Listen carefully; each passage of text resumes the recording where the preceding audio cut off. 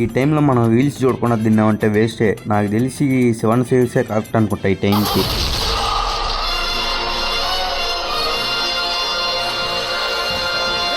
కొద్దిగా నాయన ఈయన ఆడగొడితే 7 జాగాలు వస్తున్నాయి స్వామి.